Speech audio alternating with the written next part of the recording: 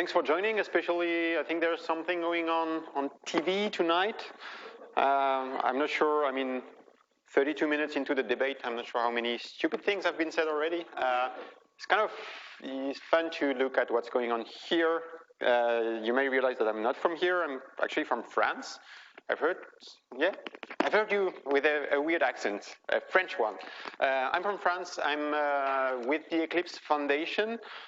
You may or may not know Eclipse. Eclipse is an open source community. It's also an IDE. It happens to be an IDE for Java developers. That's what it is historically. But, well, just like Apache, I guess the Apache Foundation, we are much more than that. We are a community of more than 200 different open source projects. And it turns out that we do a lot around IoT. So I've been with the Eclipse Foundation for a couple of years myself, and I've actually been contributing to IoT software and IoT at Eclipse for way more than that. And yet tonight I want to talk about why open source is important for IoT, and well, what Eclipse and what the Eclipse community is doing in that regard. So I have a bunch of demos, including something that hopefully you will find pretty cool, an integration of some of the Eclipse IoT stuff with the Gear VR, as Jaima said. Yeah, let's go on. So I think we have like an hour. I will try to not be too boring. If you want to see more demos, tell me. If you want to see less demos and more kind of diving into the overview, high-level overview of some of the projects, you tell me. I like to start with the fact that yes, some IoT solutions are about creating connected dog collars. Yes, sure, but I don't really care that much about, well, first, I don't really care that much about consumer IoT. Yes, there's probably a market share and some room for like cool IoT gadgets, but I would hope that most IoT solutions start with a real use case in mind. Creating a dog collar is not an end. It's probably what you want to do is monitor the activity of your dog so as you can feed it more efficiently, maybe. But I guess what I'm trying to say is that what really matters in IoT is the kind of application that you want to produce. And it's all going to be about the data that you're going to collect from the field, from the devices, from, well, maybe the connected dog collars, but more likely, or at least for many people in the industry, we will be talking about connected water tanks and sensors that you put in the factory, that kind of stuff. And so you have those sensors on the field that you need to get to a point where, well, the data is going to flow from the physical world to the good old internet. There's nothing new here. And so how do people typically implement that? Again, probably not rocket science for many of you guys, but just want to make sure we're talking about the same kind of concepts here. You have all those devices, sensors, like super dumb, super cheap, typically sensors on the field that you want to connect to the internet. So if they are very old and or very constrained, chances are they won't be able to connect to the internet directly. Maybe some of them will. So what you're going to use is some kind of gateways that are going to allow you to my point earlier, bridge the physical world to the internet and send all the data, sensor data to the cloud, so as eventually, and probably by means of big data and whatever buzzword you want to put in the cloud, you're going to be able to expose some APIs so as people will be able to build fancy dashboards, mobile applications, have the data end up in some enterprise backend. So that's kind of the typical IoT architecture. And again, trying to make sure that we are talking about kind of the same concepts, and feel free to either interrupt me if you don't agree or do the mental exercise of mapping these to however you want to call those kind of three core pieces in your own kind of use cases. But what I call a device or a constrained device is, yeah, typically something that's very constrained. This is where we're talking about the billions of devices of the internet. So here you need to make choices, right? The device is going to be constrained because you want to be careful about your power consumption. You want to be careful about the cost. If you can save 10 cents by dropping a bunch of GPIOs and a bunch of connectivity options on your microcontroller, you will do it, right? So it will have implications in terms of hardware capabilities. It will have implications in terms of what kind of software you will be able to run. But that's kind of on purpose, and that, yeah, the devices, they are constrained, they are very specialized. What I would call the smart objects, or kind of the generalization, would be the gateways. They are more capable in that first, they will have the ability to connect to the network, to connect to the internet, to the IP world. So that's kind of the main difference here. And since you have also more processing power and the device is smarter in general, rather than talking about bits that go onto your wire or on your MCU, you will start being able to manipulate kind of a notion of a message, and you will have a gateway that's capable of routing the messages and doing some kind of decisions at the edge of the network, right? The gateway will try and turn some sensor data into more meaningful messages and make some choices as to, oh, does this message need to be routed to the internet, or is it something that I need to drop? So that's what I would call kind of edge computing, or maybe some people would call this fog computing, as in cloud kind of stuff happening like more on the lower, just like fog is to a cloud, right? And sure, please.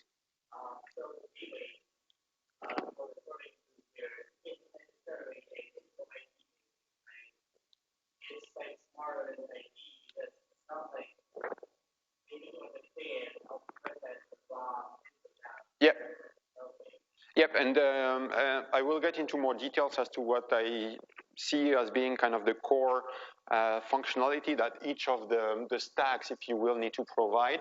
And yeah, typically the gateway is going to be capable of doing networking and connectivity, and will have typically more processing power in that regard. So yeah, hopefully this will get clearer when I get into more detail as to what's inside the gateway stack. And if not, feel free to ask a question again. On the cloud, what are kind of the core characteristics of an IoT cloud platform?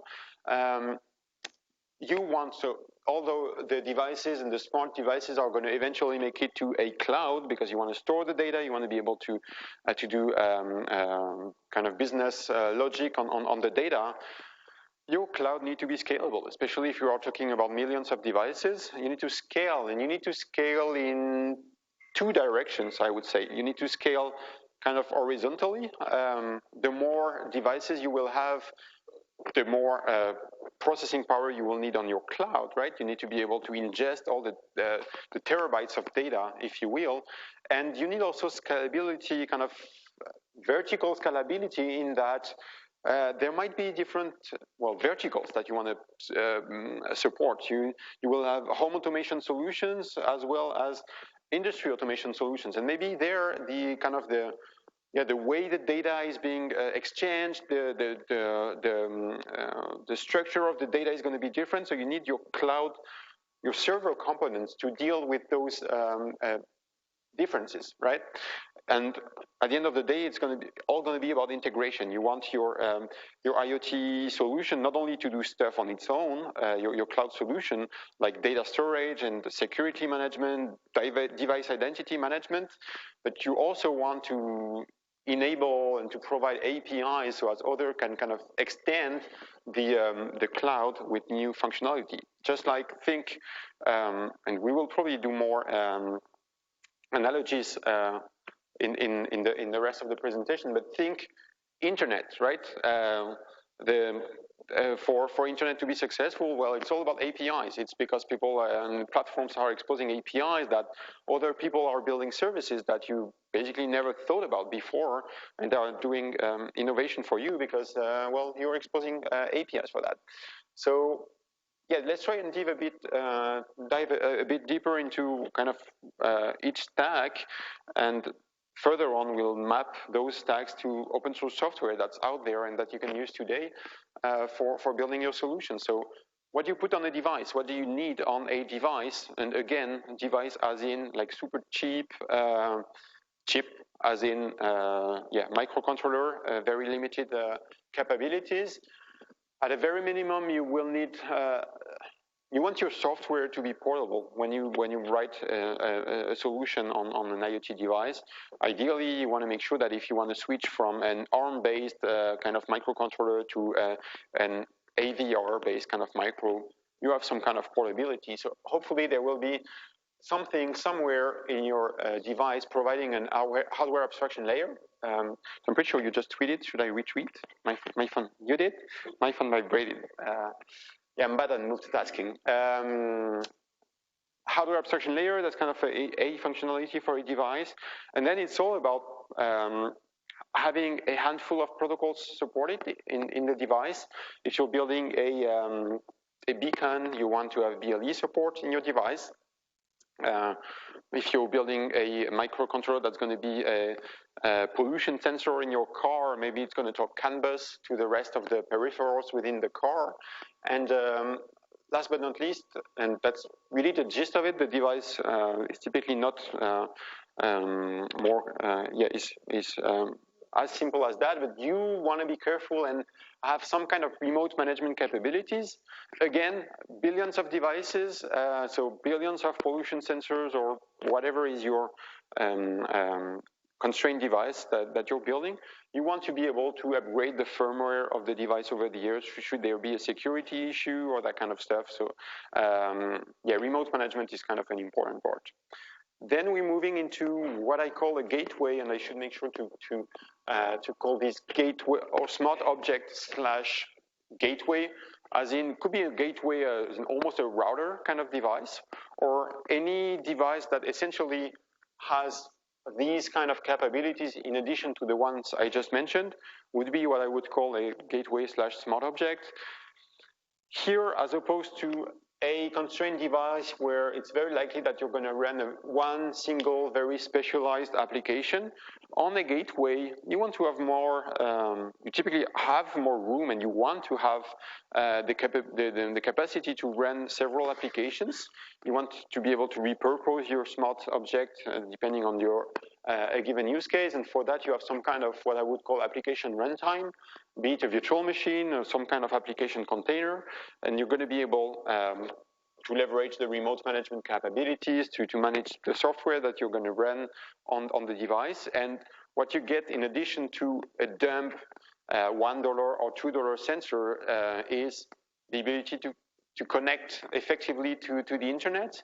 It can go as far as actual network management and your gateway acting as a router, if you will, and doing firewall and doing like security at the edge of your network and being the orchestrator between the dumb devices and the cloud. And you want to also do data management and messaging. Your smart object should be smart enough so as if connectivity is down for any reason, like you're out or you don't have coverage or anything, I would hope that in a typical smart object or gateway software stack, there's a component in charge of store and forward kind of feature that is, well, there's no data, but from an application developer point of view, it really doesn't matter. As an application developer, you try and send data to your cloud, and your gateway is going to be smart enough so as to store the data locally if there is a connectivity issue at any point. So that's for the gateway. Yes, please.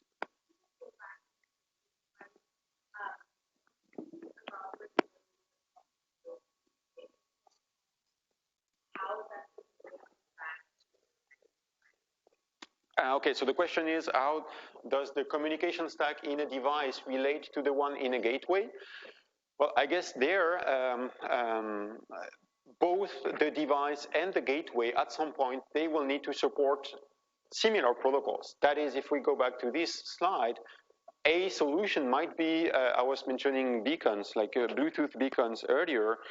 You might find yourself in a situation where you are deploying super cheap Bluetooth low energy beacons in your building or whatever, and you're going to program your devices like with a very few lines of code, if you will, because you just don't have room to do more.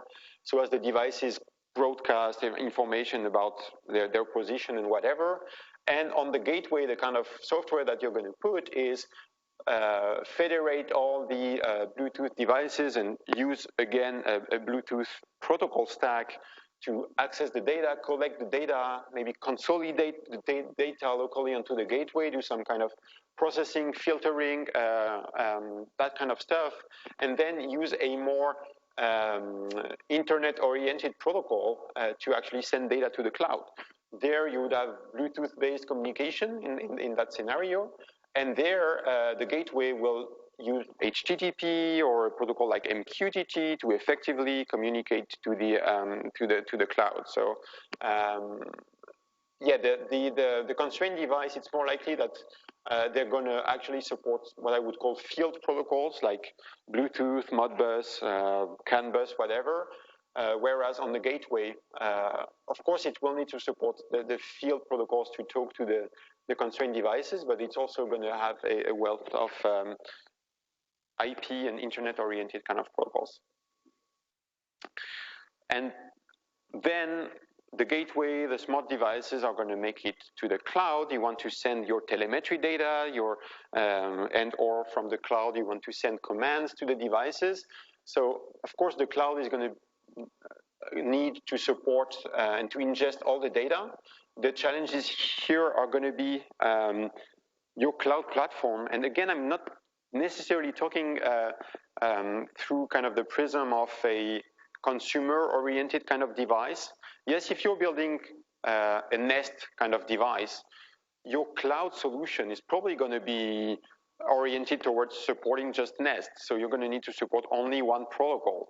That's not really what's happening kind of in the industry at large. The likes of, I don't know, GE, Bosch, Siemens, whoever manufacturer is building a shitload of devices, all those devices, they speak many different protocols. Some of the devices are PLCs and like programmable units that have been deployed in factories 30 years ago. And one way or the other, by means of gateways, etc., they are going to make it to the cloud. So a challenge here is how are you going to be able to ingest the data kind of in a consistent way, so as no matter whether the device is talking a protocol from the 70s or HTTP or XMPP or whatever, you want to route the data into your backend, into your IoT backend, so as you can do things as managing the identity of your devices in kind of a federated way. What's the do I have access to APIs for figuring out what's the version of the software I'm running on my devices in the field? Can I actually push new software upgrades to my devices no matter what's the actual protocol I'm using? That's the kind of things you should have in mind. Same for data management. How can I get to a point where my IoT cloud platform is able to ingest data coming from Nest-like kind of devices, as well as devices that have been manufactured, again, 20 years ago? How can I do that in a consistent way? And trying to maybe anticipate a bit on the presentation, hopefully there, having open source software is something that's going to help make this easier to implement. And there's actually a bunch of open source components out there available already to do just that. A bunch of other kind of core building blocks would be the whole data analytics, data visualization piece. So how do you do event processing? I think last time Kai Kreuzer from Smart Home, he mentioned IFTTT. That's what I'm talking about here. Like how do you model rules such as if temperature greater than blah, blah, then send an email to the owner or create a PDF that you're going to email to some kind of operator on the field, blah, blah, blah. So that's, yeah, the whole data management, event management. And last but not least, and sitting, I guess, at the top of the stack is application enablement. How does your cloud platform provide a means for people to consume the data, like you have all those devices in the field talking whichever protocol. Can you have a cloud platform that provides one single API that's kind of the fire hose of all the data stream coming from the field? That's the kind of thing you need and you expect also from a cloud platform. There's a bunch of cross-layer concerns. You may realize that I was kind of missing the security aspect in the 3 stacks that I just covered. Yes, security is important. By the way, many people talk about security in IoT, and very few actually try and fix the issue. So I'm going to actually give a few thoughts about what's available today to do IoT security. Making sense of all the data is also a challenge. It's not only a way, it's not only a matter of figuring out how to route the data, the messages all the way from the devices to the server. It's also finding ways to make sure that once you have, like in your cloud data store, you have a device that's reported a temperature value that says 70, well, is this 70 Fahrenheit or for kind of the rest of the world, is this 70 Celsius? It's kind of making a huge difference.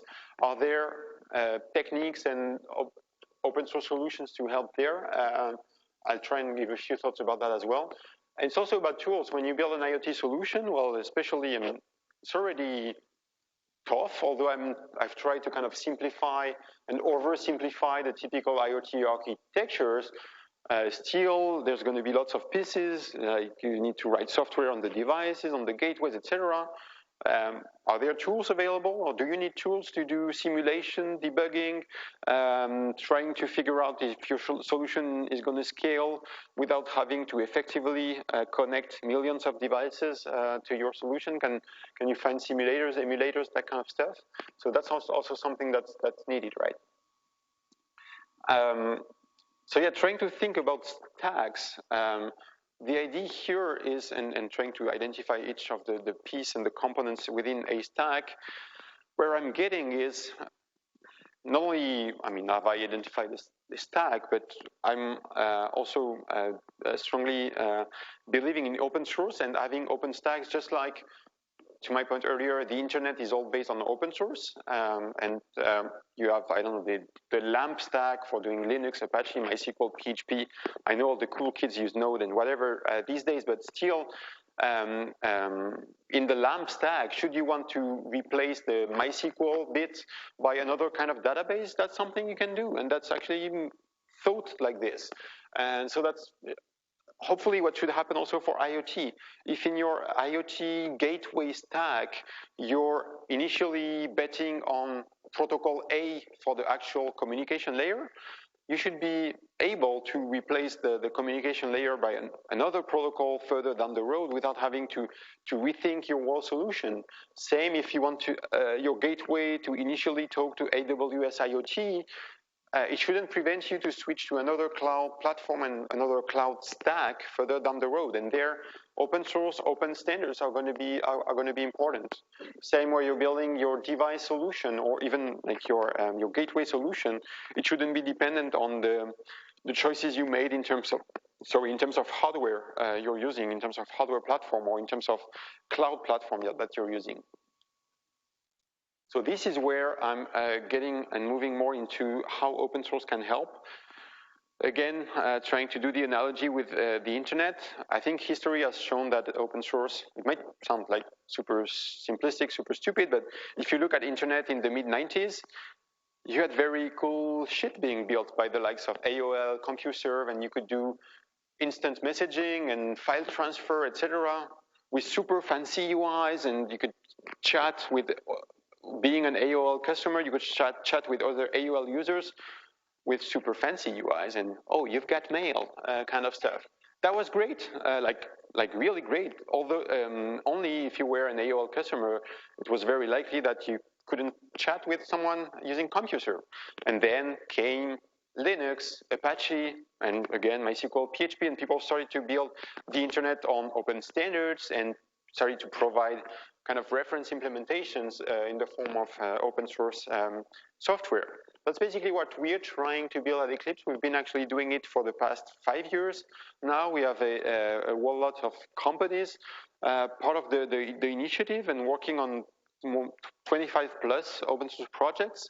And the way it works is that initially, and 5 years ago, this all was just a bunch of building blocks, just like, say, Linux, Apache. For us, it was Eclipse PAHO, an MQTT, an IoT protocol stack. It was another piece that was essentially just a tool for IoT developers.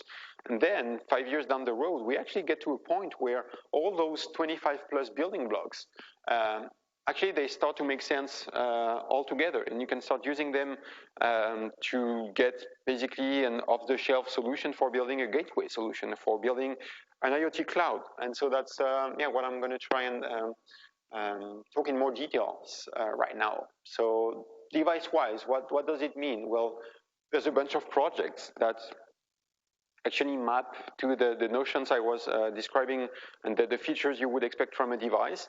You would expect a device to have some kind of hardware abstraction layer. There's a project at Eclipse which is fairly new, but still I think very promising. It's called Eclipse Edge.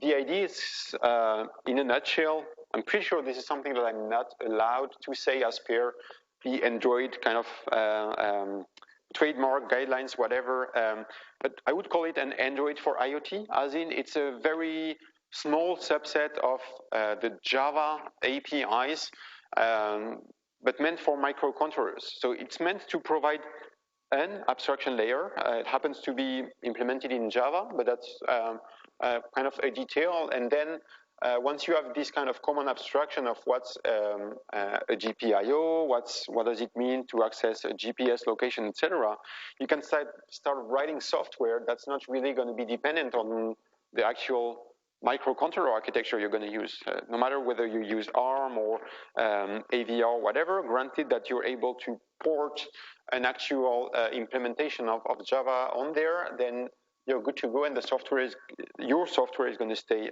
the same. Your software could be something that, for example, uses PAHO. So PAHO is an implementation of the MQTT protocol, a messaging protocol invented by IBM like 15 years ago now. It's so who knows about MQTT? Interesting. So that's kind of the protocol for IoT, quite frankly. It's supported by all the big cloud providers like Amazon, IBM, Azure. They all provide MQTT APIs for you to send data to their cloud. And quite interestingly, they also all provide SDKs for you to send data to their stuff, and their SDKs are all based on Eclipse PAHO as the open source library.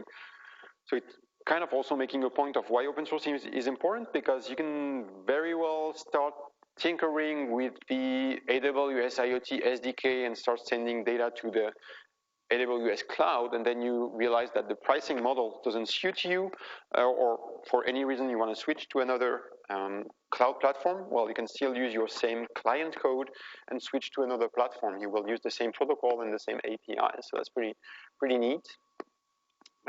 In terms of device management, there is an interesting piece of software called Eclipse Wakayama. It's a very tiny C-based library that you can bake right into the firmware of your device, so as it's going to be effectively manageable remotely.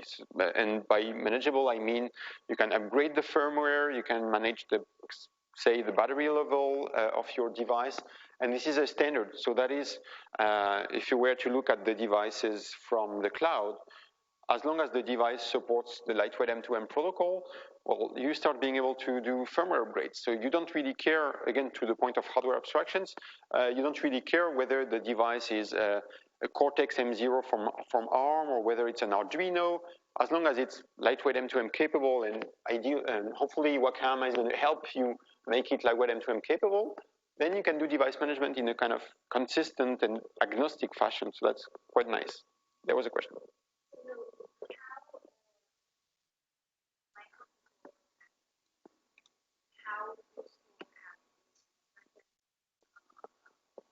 How useful? As in?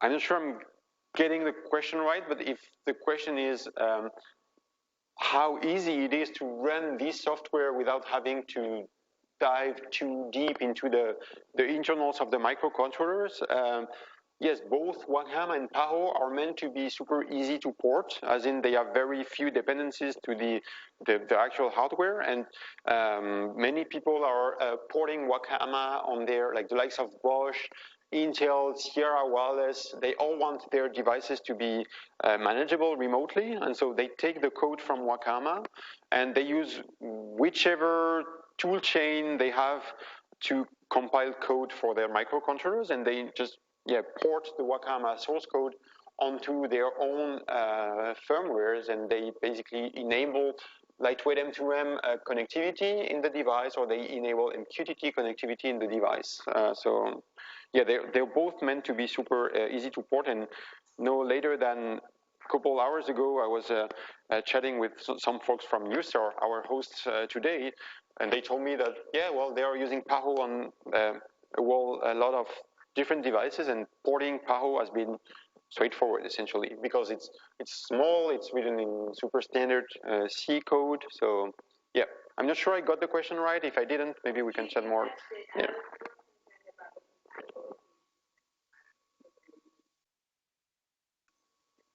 Yeah, so it's compatibility issues. Hopefully, both those libraries are meant to be very minimal, and since they are open source, should there be anyone kind of in the community having issues, well, hopefully the community and the people maintaining the libraries, those guys will work together to fix whatever needs to be fixed, because both those libraries, that's kind of like a top priority, that they are portable. So if they're not, something needs to be fixed, right?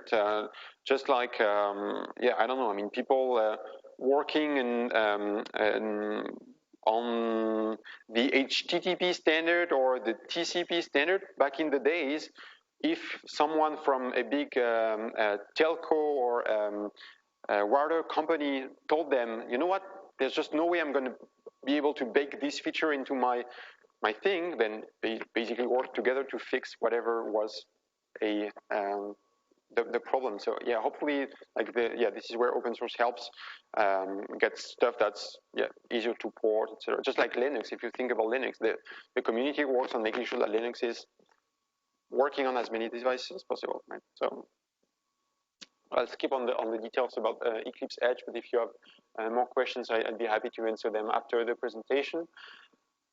Jumping to the gateway part, what's available to build gateways? And so gateway is, in a nutshell, kind of a smart device that's able to federate different sensors, have some local processing capabilities, and expose those sensors, those devices to the cloud.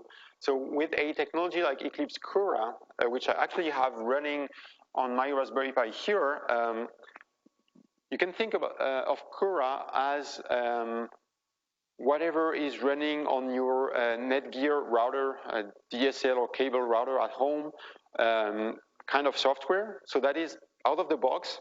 It's a router management kind of piece of software. So it's going to provide you with a UI, so as you can configure how do you want the network to be configured. Do you want the gateway to act as a firewall? Should it establish a VPN to your enterprise backend?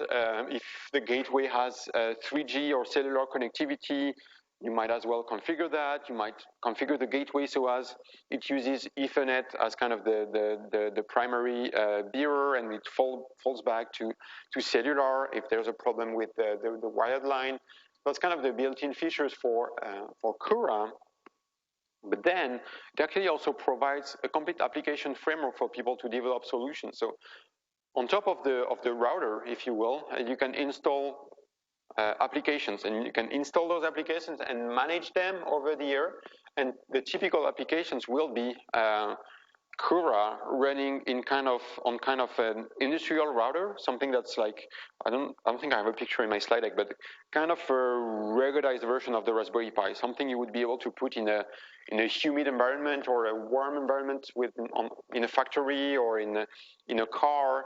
And on the gateway, the software you want to deploy is things like, well, you know what, I have many sensors in my car and I want to collect the data, process the data and publish the data to the cloud.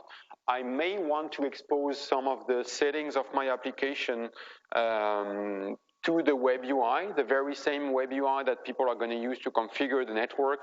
Just like at home, you have the ability to configure your network through a web UI. So that's the kind of thing that Cura would enable. It has built-in support for many protocols. Like we said, that it's an important part of the gateway to be able to support protocols. So it would support protocols like Modbus, CAN bus, OPC, UA, which are protocols that you would use to, and BLE, that you would use to talk to sensors. And yeah, quickly looking maybe at, in terms of demo, at how it looks like. I'm going to use this tab to not mess up with the rest of my setup.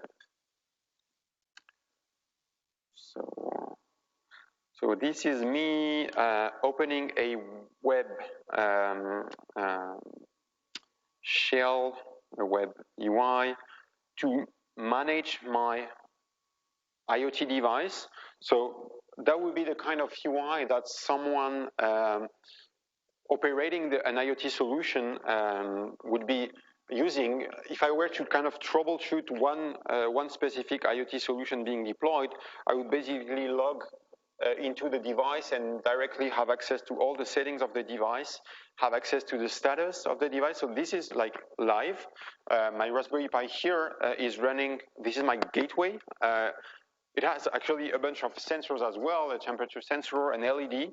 But on the gateway, thanks to Cura, something that's, to make sure that you got this right, that's 100% open source and that you can get today from GitHub and install on your Raspberry Pi in just minutes. With Cura, yes?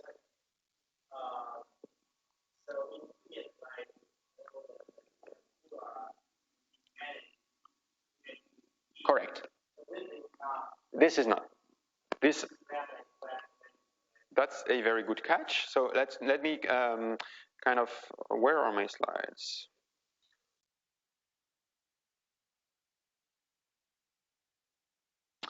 There we go. So Cura, lots of built-in features, network management, blah, blah, blah, ability to develop your own applications, which I will show in just a minute when I will go back to the demo. And then you can manage Cura in two ways. One is through a local GUI, just like I was showing right now. So the use case would be either a technician on the field trying to kind of troubleshoot what's happening for a very specific device, and or me as an end user of the solution, just like sometimes you need to change the settings of your router at home. You may want to change the settings of your IoT router, and so you would just log in into the GUI, the web GUI.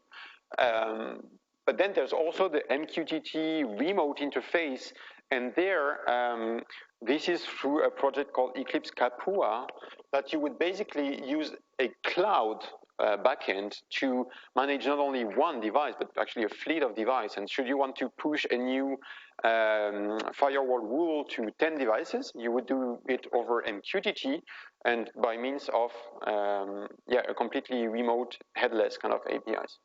Right, but that's a very good catch. So yeah, again, that would be kind of a technician kind of using this GUI to monitor the status of the device and or to configure it, like to provision the initial settings of what is the cloud server the device is supposed to talk to, what's the what are the applications that are installed, what's the I mean, I can even maybe execute some shell commands without having to basically SSH into the device, and I can do some basic troubleshooting here. The network management, that's kind of a nice one actually, in that this is all abstracted out. So for those of you who've been trying to set up Wi-Fi hotspots on Linux, it's It's not that trivial. With Cura, no matter what's the underlying Linux distribution and the underlying wireless dongle you're using, etc., you have one single way of configuring your wireless connection, and whether you want to be a client or a hotspot, you can certainly do that from right from the UI. You can configure the firewall, what are the ports that are open, the VPN, etc. And then you get more into the application container, application management capabilities of Cura. There's a whole bunch of applications that are built in into Cura, like the ability to, should there be a GPS in my gateway or a GPS dongle attached over USB to the gateway, then there is a GPS tracking kind of application that I can either enable or configure right from the UI. Same from for the time management, like NTP kind of time synchronization service. This is all built in, and all the application built into Cura, or all the applications that I'm going to deploy into Cura, they all can be managed from here or from the remote MQTT kind of interface. And what's more, thanks to the Cura SDK, if you will, I can create my own applications, which is exactly what I did. So you can basically download the Cura SDK and start writing a bunch of, by default, Java applications, Java plugins, if you will, that you develop, compile, deploy to the gateway. So if you're an operator or a technician, you will probably install the application by basically just uploading a binary to the device, or asking the device, the gateway, to download the binary. Or if you're you want to push new packages to a fleet of devices, you're going to do it from your cloud platform. But in my case, what I did among the different applications that I've deployed, one is, well, I want my gateway to be kind of a greenhouse monitoring kind of solution, and I have this temperature sensor and this LED, and that's basically my the tracking and the monitoring of my greenhouse. So I built this application. It has a bunch of built-in services in it. Some of those, I mean, this application is actually also leveraging some Cura standard APIs to expose settings. So there's kind of a consistent way for all the applications to expose settings, and like typed settings. My app exposes an enum for the quality of service I want to use for delivering my messages. There is also a setting for which MQTT topic, MQTT namespace I want to use to send the data. And this is all very consistent with kind of all the settings for all the other applications. And that's it. I essentially, and I will dive a bit more into the demo, but once I have this application running on my gateway, and each app running, by the way, in its own sandbox, this is one of the features that Cura brings you, then you basically add the new features to your general purpose gateway, and you get from a Netgear router kind of device to a more IoT application container kind of gateway. And yeah, this app I have now up and running is sending the temperature data from the sensors to an MQTT server. And maybe I take just a few seconds to actually open, I will need to switch back to Chrome, I think. I have a very simple JavaScript-based UI that hopefully is going to allow me to visualize the data. So in a nutshell, the app that I deployed is using the Cura APIs to send data to the cloud. And like the application is super trivial in that Cura is really abstracting out all the complexity of, is the network on or off? Like, I mean, is the network up or down? If the network is down, oh, I should probably store the data locally before pushing it to the server. No, Cura is taking care of that. So from an application developer point of view, I'm basically like, here's the temperature data that I take from the sensor. Please, dear Cura, push it to the cloud effectively. Which cloud is going to be pushed to is just a matter of configuration in the Cura web UI, right? Once and for all, I configure which MQTT server I want to send the data to, and all the applications are automatically going to use this communication channel, if you will. And what's going to happen is that my temperature information is going to make it to this MQTT server where my web UI is connected to, and over WebSockets, MQTT over WebSockets, I'm consuming the temperature information. So yes, this is Celsius, and this is me connecting. Oh, that's interesting. Yeah, it was a bit slow. I can also control the LED. It's nothing fancy, but well, I guess LED blinking is kind of the hello world for IoT. So that's the application that I have up and running, and further on, I will probably show you guys how to consume the data differently. Because we're using MQTT as an open protocol for the communication, chances are you can have people consuming the data way more easily as if we were using some kind of proprietary API, which we're not. So that's what's running on the Cura gateway right now. Switching back to the slides. Let me see. Oops. I can do it. So yeah, that's Cura. So I hope you get the point. Cura is kind of a general purpose application container for IoT gateways. By default, it's meant to use, I mean, not meant, but it uses MQTT as the protocol for the remote management part. But Cura is modular, so you can write plugins so as it talks something else.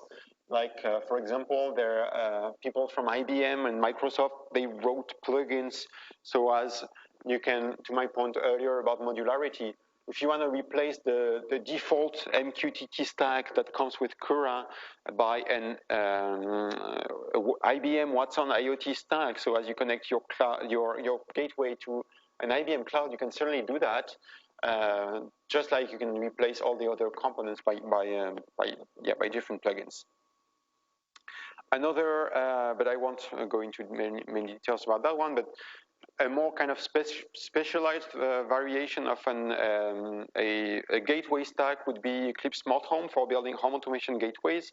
So there, it's not meant to be a general purpose gateway, so some choices have been made as to how messaging is being done. It's very much oriented about rules that make sense for home automation and have notions of what is a switch, what is those kind of things, as in home automation things. Protocol-wise, it would support more home automation protocols rather than Cura being more industry/general purpose kind of protocols. But yeah, the underlying framework, by the way, is both for both. It's Java and OSGI.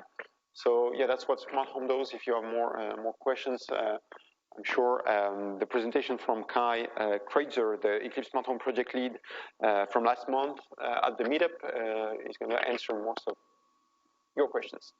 That's actually layer there would be the one that you create whenever you create a sort of finding for X platform, right? Yeah, and yes, that's right. That's kind of for the connectivity. And what's also interesting is that although Smart Home claims to be, and rightly so, a kind of Intranet of Things kind of platform, there's still ways to enable remote management, as in have kind of an abstraction of what is a firmware update for a home automation device, and then via the bindings, that's something that can be mapped to whatever it means to do a LeafX firmware upgrade or belt. So how do we know that it's connected to Smart Home in that case? I'll have to configure my binding to be able to expose, yeah. So yeah, it's a slightly different approach than Cura. There's still some, however, some pieces that are effectively common. The application runtime is the same, and some of the bundles, some of the plugins are actually the same as well. Like for doing MQTT, if you want to do MQTT in a smart home context, you would very likely use a similar protocol stack. So now I want to spend some time on the cloud. Some of this stuff is very much not consumer IoT oriented, as I said kind of at the beginning, but I think it's important to have in mind what it means to build server solutions that are going further than just supporting one particular device. So yeah, first things first, as I said earlier, Eclipse IoT historically is kind of a bunch of building blocks of libraries, components that you can use for building your stuff. So yes, we have building blocks that you can use to build some of the pieces of an IoT backend. If you're interested in building a backend for device management, there's two interesting components, pieces, that are Eclipse Lesson and Eclipse Hogbit. That's especially if you want to do lightweight M2M based device management. Lightweight M2M is kind of the standard for device management of IoT devices. That's a protocol that's being put in the firmware of all, or at least most of the cellular modems, cellular chipsets that you can get from Qualcomm, Sierra Wireless, Ericsson, Huawei, whatever they are, Gemalto. They are building devices that are talking lightweight M2M on the device side. And if you use a server stack, a completely open source server stack, just like Eclipse Lesson, which by the way is also something that's being used by Sierra Wireless that I mentioned just earlier, or Bosch are also using Lesson on the server side, then you basically have the protocol stack for talking to the devices. And you actually need more than just a protocol stack when you do device management, especially since there's going to be probably lots of devices on the field. Some of them are going to talk like with M2M, hopefully, especially since it seems to be headed to become a standard or the standard for IoT device management. But maybe some of your devices are kind of legacy devices, and still you need to be able to manage them. And there's some logic that's going to be common to no matter what protocol you are effectively using to push firmware upgrades or to retrieve the battery level from a device. There's stuff that's going to be common and that's going to be protocol agnostic. How are you going to describe and store and manage the description of all your devices? Like, I have this fleet of devices, and here are all the IMEIs of the devices, if you're talking cellular, or here are all the serial numbers, if you will. This is something that has nothing to do with lightweight M2M. What's more, you want to describe the software that you're running on those devices. Okay, I have device with serial number 123. I know it's running my firmware binary in version, my binary firmware in version 1.0. And I wish to upgrade to 1.1 at some point. So you want to be able to describe that. What's more, you want to be able to describe software campaigns. And for IoT, a software campaign can be something tricky. What I mean is, you have Cura gateways, or you have Nest thermostats that you need to update, and you have 1 million of them, and you want to push the software upgrade. If you are implementing a very dumb server stack, what's going to happen is that you're going to ping your 1 million devices at the very same time, and you're going to have all the devices trying to download 10 megabytes worth of software at the same time, and you're going to kill everything. What's more, you might, this very version of the software might be completely buggy, so you will have 1 million of devices that are all going to fail at the same time because basically the binary was corrupted. So what you want to do instead is have something like Hogbit. That's something that's effectively used today by Bosch for their solutions. Is in Hogbit you can describe something slightly more efficiently. That is, okay, I want to upgrade 1 million devices, but I want to do it over a week time, and I want to, if there is more than 0.5% of the devices that report that the upgrade is failing, well, I want to stop the upgrade campaign altogether. And so this is something that you want to be able to model in your server stack, and that's exactly what Hogbit enables, no matter what's the protocol that you're effectively using. So what's happening is that people would take something like Leshan or would take their own protocol stack and would create kind of a binding, a mapping to Hogbit, so as to add support in Hogbit for whichever protocol that they're going to use. But still, the GUI to manage your device fleet and have fancy pie charts to figure out that 99% of your devices are effectively running the firmware that you want them to run, and you still have 1% that you need to upgrade, and you want to select those devices and push the firmware, and blah, blah, blah. That's a generic feature that Hogbit would provide. Another building block for your platform, your IoT platform, is the ability to do the connectivity. If you want to do MQTT, server connectivity, you can look at Eclipse Mosquito. It's a kind of the reference implementation of MQTT for server side, something that's being used in many commercial products out there. It's super, I mean, it's rock solid, and you can certainly use it, download it. Again, it's free, it's open source, and it just works.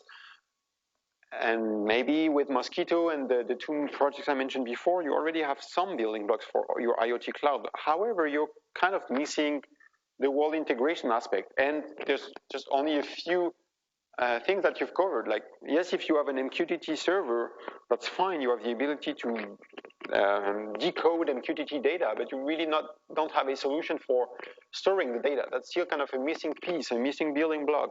What if you want to support more than MQTT? Can you support more than just MQTT and still be able to do device management in a protocol agnostic way and data management, etc.? How do you do multi-tenant kind of solutions? You have this one single backend, and still you need to have different customers that need to cohabitate. How do you do security, etc.? So there, and I won't go into many details about the project, especially since it's so new, but you can certainly go and download the code and go and try it out, especially if you're interested in Cura. You might want to connect your Cura gateways to Eclipse Kapua, which is basically the integrated all-in-one platform for doing the server management of an IoT solution. And it will provide REST APIs for people to do the actual integration of their applications, and it will store the data. It will provide the data visualization and the dashboard for managing your fleet of devices, as opposed to just one device, as I was showing through my browser. And it's something that's been contributed by the likes of Red Hat, Bosch, a company called Eurotech, and those guys, they really want to deploy solutions that scale. To my point earlier, they want to scale both horizontally or vertically. So the way the platform is designed, it's meant to be very agnostic, and it's meant to scale, as in, if you were to deploy on a PaaS such as OpenShift or Cloud Foundry, Kubernetes, you name it, and you want to scale and basically have as many Kapua microservices deployed as you need, because there's just so many data that you need to handle, then that's something that Kapua already enables, right? And another interesting piece of software is Eclipse Hono. That's kind of the front end for Eclipse Kapua, and that's a component, without going into many technical details, but that's really helping providing the protocol abstraction. So no matter whether your device is talking MQTT, lightweight M2M, CoAP, HTTP, whatever, thanks to Hono, you have a federated API for your backend microservices, your data storage service, your event management service, etc., to see the data in a kind of consistent fashion.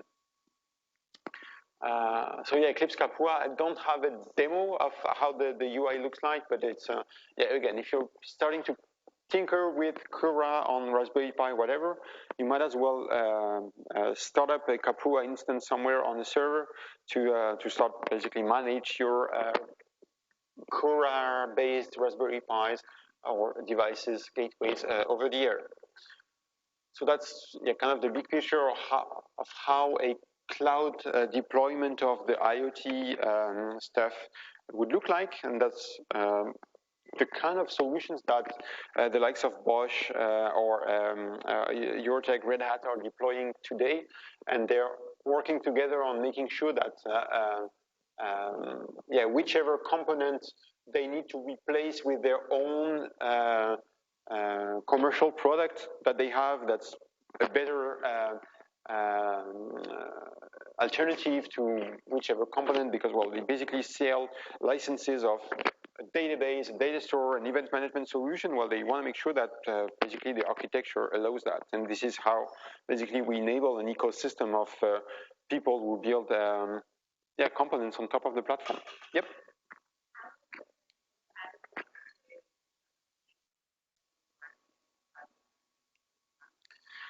So how does this compare to some of the stuff being provided in the cloud market today? You would get a similar solution from the likes of Amazon, like for a NoSQL data store, they would provide you with whatever is the name of their DynamoDB, whatever for doing the data storage. They would have probably a solution for doing security. This guy over here has to do with security. They certainly provide a similar architecture, only it's kind of their commercial solution. So for a company like Bosch or GE, betting their business on AWS services, I mean, they are great. The DynamoDB, etc. It's just great. But should Amazon change their business at any point in time, well, all the services that Bosch or GE would have enabled on top of the AWS platform would need to be rewritten on a different core framework. So what those guys are trying to do is to build the infrastructure that's needed for any IoT platform to be run on top of. So the core services for a cloud platform, we all agree, or at least at Eclipse IoT, all the partners agree that's what needs to be built. So there's commercial solutions like Amazon, Azure, etc., that do provide implementations of those building blocks. Only they are not necessarily based on open standards, and certainly not on open source. So it's impossible to take an AWS-based solution and basically run it in-house, right, and on your own private cloud. That's what a company like GE or Bosch needs to be able to do. So they have a PaaS, a platform as a service infrastructure, which is open source and which is Cloud Foundry. And on top of Cloud Foundry, they are working together to rebuild, if you will, an open source version of the equivalent in the AWS or Azure or whatever ecosystem, so as anyone who needs a device registry for IoT can get one for free in open source and can start and operate them without having to contract anyone or to get licenses from anyone. And maybe there will be people building, and I mean, surely there will be people selling commercial support and maybe licenses for solutions built on top of those building blocks. But the point is, the underlying components are all open source, and there's, at any time, if you want to move from a public cloud infrastructure to a private cloud, that's what open source enables, right? Sure.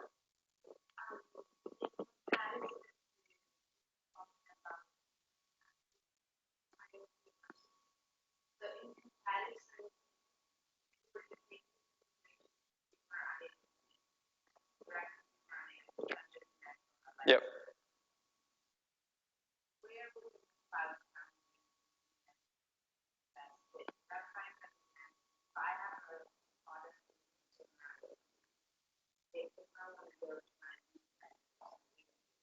Mm-hmm.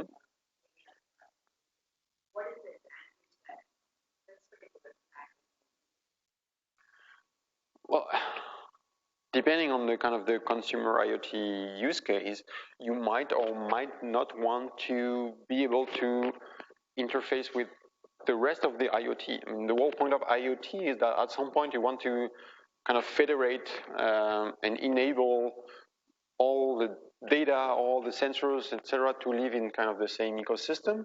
So how do you have a Nest kind of solution interoperate with the rest of the world? How do you bridge a dedicated vertical consumer stack to the rest of the world? Well, you would need some APIs at some point, and yeah, you will need to create some bridges. So it's likely that some solutions will remain like proprietary solutions, but hopefully by means of open standards and protocols like MQTT and enablers like Eclipse Hono and whatever will be deployed in such kind of architectures, it's going to be easier to bridge kind of legacy non-standard, I guess, kind of IoT to a more open and interoperable IoT. Not saying that this is de facto going to be interoperable, but at least everything is done to help make that happen. Like it's all based on open standards and open source.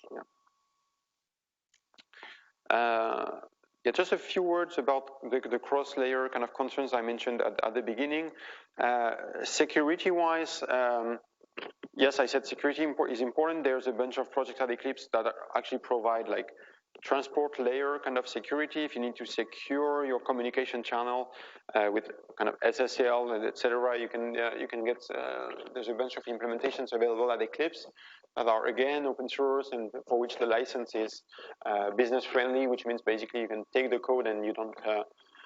It's not GPL, if you will, so you can take the code and you don't have to worry about the open source license being viral kind of stuff. But for security, there's also an interesting project that comes from GE Digital and from their Predix platform. It's essentially OAuth on steroids, if you will. The idea is being able to model access control rules for IoT. So that is, I want to model the fact that, well, there's going to be people, right, that need to access the data, and those people have roles. This guy is a data analyst. This guy is from North America. There's another role which is people who, I don't know, people who are technicians, whatever, and then you will model rules. If the guy is a technician from North America, then he or she basically has access to anything that's in the form of /engines /wildcard on my API, and only read access maybe to /engines /wildcard. And what you've effectively modeled is a rule for people to access data, to read data, write data. And the way the framework is designed is, you have very fine-grained authorization policies, but still, because it's based on very high-level roles as opposed to specific users, if you will, it makes it easy to kind of evolve the rules. And should someone become, it becomes easy to grant John Doe the data analyst role temporarily, so as it gets access to something, and then you can revoke that later on. And it's kind of a nice framework, and it integrates well with existing security framework like Spring Security. So you can basically secure your whole IoT solution, and it's a project that's coming to Eclipse. The code is already on GitHub, and you can certainly look it up. Ontologies, there's a bunch of initiatives at Eclipse to have to try and help define and bring more semantics to IoT. So Eclipse Vorto is essentially a tool for describing the capability of devices, sensors, and to host the models of those devices, sensors, onto a central model repository. So as anyone interested in figuring out, does this sensor from TI expose a temperature in Celsius or Fahrenheit, or does the Nest sensor exposes data this way or that way? What's supported there? It's all part of a repository, and what's more, the repository also contains helpers, code generators that help basically do kind of a mashup of, okay, I'm actually building a solution against AWS IoT, and I'm going to use this TI sensor. Is there a generator? Is there a helper, if you will, as part of the Vorto repository that's going to help me configure my AWS IoT cloud so as it's already ready and listening and waiting to receive data from my sensors. So there can be generators that will basically bootstrap some of your code and that kind of stuff. So yeah, there's a bunch of stuff going on at Eclipse Vorto. There's tutorials out there and documentation. Feel free to have a look. I don't necessarily have a demo handy, but it's certainly very active. And last but not least, the tools. So how can we help IoT developers be more successful and be more productive in terms of debugging, simulating, etc.? Hopefully, the Eclipse IDE can help you write Java code, write the C code, etc. There's also a bunch of tools that are interesting, especially if you're doing IoT communications. How can you, like you want to simulate IoT devices, how do you do that? Like you're going to have Cura devices that are sending data to the cloud. To my point earlier, how do I make sure that my cloud is able to handle 10,000 devices? Well, I can use something like MQTT Spy to simulate 10,000 devices, or I can use something like MQTT Spy to listen and to eavesdrop my MQTT communication for an hour, because I know that typically every hour there's something that goes wrong and it's hard to track. Well, MQTT Spy can record the data stream for you and you can do post-mortem kind of analysis, or you can also, and this is where I'm going to switch to actual UI of MQTT Spy, you can also use it to visualize your data without having to write any code. This demo, the very same greenhouse demo that I was showing earlier, is effectively publishing data to a broker. So I will actually close the connection to the broker. So using MQTT Spy, I can open a connection to any MQTT server that I'd like. I can certainly open a connection to the very same broker that I know this device is connected to, which is what I'm doing here. So I'm now connected. And now I have the ability to subscribe to MQTT messages or to publish my own messages. So what I want to do is effectively listen to a specific topic. So I know that my device is, my gateway is publishing data to this topic. So anything that's being posted on Eclipse Greenhouse. So by the way, if I were to look back, you may remember that something that I actually configured in my, as a kind of a setting of my application earlier. So anything that's being posted here, I want to listen, I'm going to subscribe, and then we basically see data being posted on 3 different topics, one of them being apparently the temperature.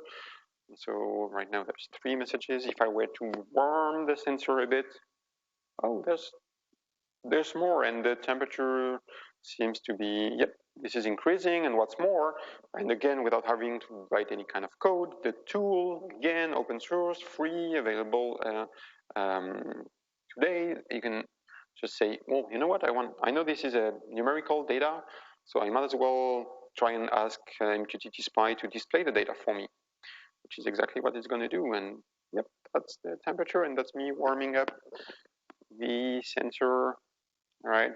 And maybe I want to record this data so as later on I can analyze the data. If I want to do some signal processing, maybe it's actually going to be helpful to be able to record the data and test whether the signal processing was efficient. So that's that's all based on MQTT, and so I can also probably still have somewhere, or if I don't, I will dig it up. Sorry, say again? What kind of sensor? The sensor and the kind of the interface between the sensor and this had to happen. It's over I2C, so it's nothing like BLE or a fancy protocol. I guess that's kind of the dummiest protocol sensor you could think of, in that it's really just a sensor. It's not even something that I can program, right? And yeah, I wanted to dig up just in case you didn't realize, but MQTT is a very nice protocol for kind of decoupling the data producers and data consumers.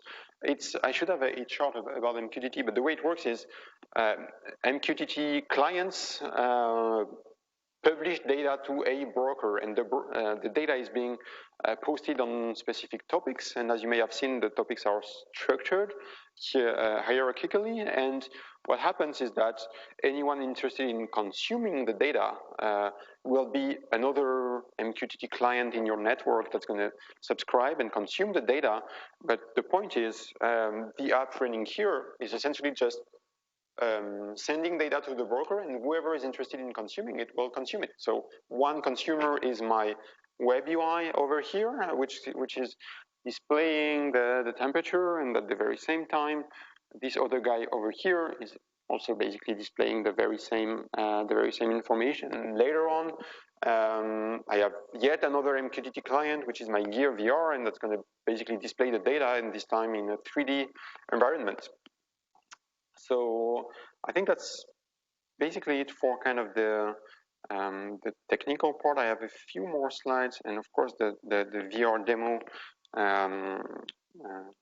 at the end. So that's, yeah, tool-wise, that's what we do. Kind of a reminder of what's going on at Eclipse IoT and why you may want to go to iot.eclipse.org. I'll have a link again in just a few slides. There's really a lot going on, lots of open source projects that are, well, not only free to use and available today, but that are also very mature pieces of software that are being used today by the likes of those companies I've mentioned way too many times already, but they are actually building commercial products on top of the open source software. There's a very active and diverse community, so it's not like the projects are driven by one single company that's pretending that they are doing open source, but in the end they wouldn't really like you to contribute, etc. No, that's exactly the other way around. The projects are very diverse, and there's lots of collaboration going on. As Eclipse, as an open source community, we also do a lot around kind of education and promotion of open standards and open source for IoT. I should have updated this one, especially since, so we've done it a couple times, a developer challenge. Last edition was earlier this year with a fairly decent prize pool. We're actually running another challenge that we're going to announce at the end of the month. Very same URL, so stay tuned. And or like if you follow me on Twitter or on anything, there, just it's likely that you won't miss it. But yeah, it's going to be something that we'll announce at the end of the month. You're going to have until mid-November to apply. The rules are very simple. It's, you know what, build the coolest IoT solution on top of open source software. If you bonus points, I guess, if you use Eclipse software, but doesn't have to. We don't care that much. So you apply by mid-November. If you're kind of in the top 10 of the coolest proposals, then you get $150 worth of gift certificates, basically to buy some hardware that you might need to actually build your solutions, and then you have until February to actually build the solutions, the solution. And yeah, last year it was very successful. So that's one thing we do. We also do, so obviously you guys are familiar with meetup.com. So shameless plug for the virtual IoT meetup. We meet virtually every other week. So we do webinars, and we actually have lots of them already on our YouTube channel. So lots of material basically that you can use. Like if you think I didn't do a good job at explaining lightweight M2M or MQTT, well, there's actually like 1 hour long tutorial / webinars that you can have a look at, and they are typically very very educational and very useful. So that's yeah, again, the URL. There's actually going to be one tomorrow morning at 9, 8, I don't remember exactly, but a webinar on fog computing for IoT. I want to check that out. If you want to present at the virtual IoT meetup, just let me know. If you have a cool product you're building or a cool thing you've been doing with open source and IoT, maybe you do a good speaker. And yeah, that's it. iot.eclipse.org is where you can learn more. links to download the project, links to access the documentation of the project, the source code, the getting started are all there. Hopefully, if they're not, just ping me on Twitter or send me an email, and that's yeah, I'd be very happy to help. And I think that's it for like kind of the presentation part. Of course, I'll be taking questions, and also if you are interested in seeing yet another way to visualize the data, and hopefully making the point of why open source helps kind of accelerate IoT development. I've been in the Valley for a month, so I'm using all the buzzwords: accelerate and innovate and empower the developers. Anyways, MQTT being not only an open standard, but also thanks to Eclipse software and the Eclipse PAHO project, you can get an MQTT implementation in virtually any language you'd like. You probably don't realize, but I've already shown two different flavors of MQTT client libraries. One is MQTT over JavaScript. That's the one I've been using for the web UI earlier on. And then Cura and MQTT Spy, they were using the Java version of the MQTT client. On this guy, and at some point I will need to put my phone in it. On these guys, there's a framework called Unity that's actually based on .NET and C#. And guess what? You can go to Eclipse PAHO, and in addition to the JavaScript and the Java client, you will find a C# client, which is exactly the one I used to create a very simple application that essentially allows me, and maybe I'm actually going to try that and of course look very stupid. So I have this virtual environment that's going to allow me to visualize an environment where my devices effectively are. So I took an existing scene in Unity, and what I want to do is not only visualize. So yeah, I wish I'd find a way to stream the data coming from the VR to the beamer, but unfortunately there's no such thing. But right now, believe it or not, and of course you'll be most welcome to try it, I'm visualizing the data, and I'm actually going to toggle the LED. Oh, it crashed, did it? No. Working? Yep, so this is me controlling the LED, and yeah, feel very free to try it. So yeah, I mean, you'll see, and that's kind of a teaser to encourage you guys to try this. The simple app that I kind of reused is showing, that's probably a nice use case for IoT. There's a bunch of shipping containers, and one of them I figured should be this device, but there's actually a shitload of shipping containers, and it's difficult, like in real life, to visualize what's the data, what's the temperature of the shipping containers and stuff like that. So that's actually, I think, a nice use case for VR, and probably even better for AR, for augmented reality. But you have, yeah, a nice environment where you can interact with the device and maybe zoom in onto a very specific device and figure out what the device has to tell you.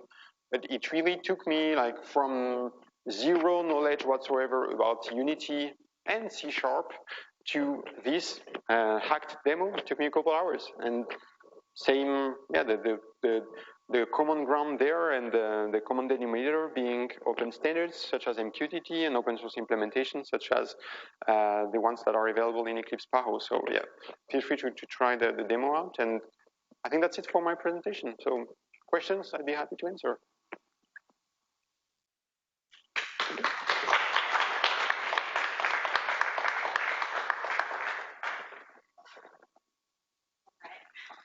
Make sure it still works.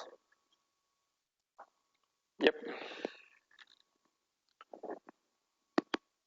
So you need to figure out, there's, yeah, if you shoot so that's kind of, yeah, what, as I said, VR as opposed to AR, right? I mean, when Jaima is looking at the virtual environment, she doesn't really see that stuff is happening here. I guess that would be more for kind of a remote management kind of solution. But if I were to warm the sensor up, you would see it if you look at the container. There's one container that has the temperature displayed in front of. And do you see the temperature changing? Oh yeah. right? And so, and if you like send and shoot, yep. So that's. But yeah, I guess I mean yeah, the point is really it just took a few hours to implement because I just basically reused a bunch of open source libraries. Are there any questions? Yep. How does Eclipse make money? What's their business model? How do we make money? So we are an open source foundation, and who pays my salary? Our members. So, well, in IoT, but like we have way more than company interested in just IoT. Our members are companies who realize open source is a core and an important part of their strategy. Like when a company starts building a solution on top of, say, MQTT or on top of the Eclipse IDE, and they start educating all their developers around the Eclipse IDE, etc. They want the technology to be around for a long time, and they want a vendor-neutral entity such as our foundation to help make sure that the ecosystem stays vendor neutral, so as the ecosystem remains a level playing field for any company to be able to use the technology, to contribute back to the technology. So a company becoming a member of Eclipse does it because, well, essentially that, yeah, they want to make sure that the ecosystem is still thriving. We help run developer conferences, etc. So essentially they all participate to a common pool, if you will, so as they do co-marketing and they have someone like me who's able to go all over the world, educate people, figure out new. Maybe when I will travel back to Europe, I will have potential partnerships that I will. You know what, Bosch? I've seen some people doing some interesting IoT stuff, and by the way, they use the same core open source technology than you do. So that's why basically a company would become a member, and they want to, yeah, give back. Also, that's also even if many of our members they just want to give back. They realize that they might not have the skills or the time or to effectively give back in terms of contributing code, but they realize it's important to have open source software for basically their or our industry to be successful. So, as I said, we have 300 plus members, and it's great business to be in. Are there other questions? So it's pizza time.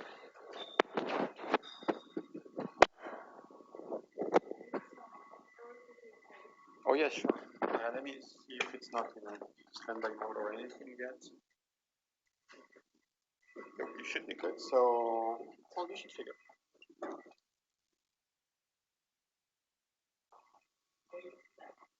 If you look around, you will see there's a bunch of shipping containers right over. So one has temperature displayed on the front of.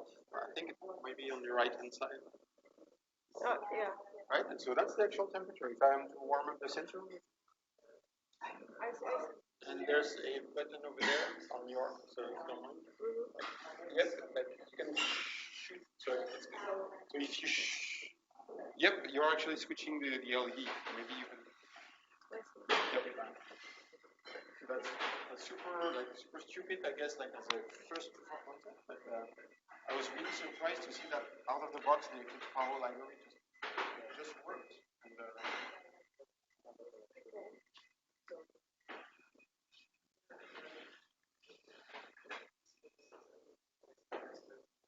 Okay.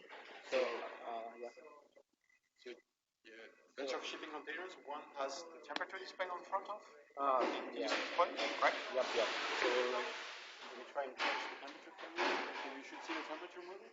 Yep. Right? And if you press this button over here, you can shoot throw bullets. And if you like shoot the container, it's gonna toggle the LED. That's nice. Yeah. So, you want to try? So actually, generally we take this because we have various platforms now. We have like a 3D platform which you have for getting code and create lots of applications. So we have the hardware which is probably you took for this, yeah. So second. How much time it took for you to, if you assume that the hardware is available, So hardware being what is something that can run Linux already, kind of hardware? Or? yeah, what I mean is, this kind of sensors and you are plugging it to the Yep. platform. Well, if you have already like kind of Raspberry Pi kind of device and a Linux kind of gateway, building the greenhouse kind of application is a couple of hours there. There's actually a tutorial up there on the IoT Working Group website. If you look it up, Eclipse IoT Greenhouse tutorial, you will find it. It's literally just a couple of hours. Is it available somewhere in SlideShare or something? I will show it to Emma. It's certainly public. We're open source, so it's no secret whatsoever in there. Yeah, sure. Or if you have a business card, I can ping you. Sure, but yeah, just. Okay, maybe I have your email ID. I can. Sure, just ping me, or I'm pretty sure like in the next couple days in the meetup comments. Sure. Thank you. I'm trying to do this in my house. Is there? Yes, I was saying, if you Google Eclipse IoT Greenhouse tutorial, just kind of. So you have everything. Okay. So like everything including is where to get the sensors. I have those at home from. Studio. Well, I have some at home from the IBM thing that it came in a package. So Yeah, sure, too. And well, I was saying that earlier in the afternoon, right? But I'm gonna kind of rework some of our administrators tutorial, and so hopefully, yeah, I want to. I mean, your question was very legit. What's on the sensors? It turns out those are not really like programmable MCUs. But I wish that in the next few months I will have demos that actually show interaction between a gateway and real MCUs kind of stuff. Yeah. Yeah. Because this guy is kind of a weird beast. It's more. One of my questions on the AT&T event a few months ago was like, how are you guys securing your environments? Like you're talking about having an entire IoT environment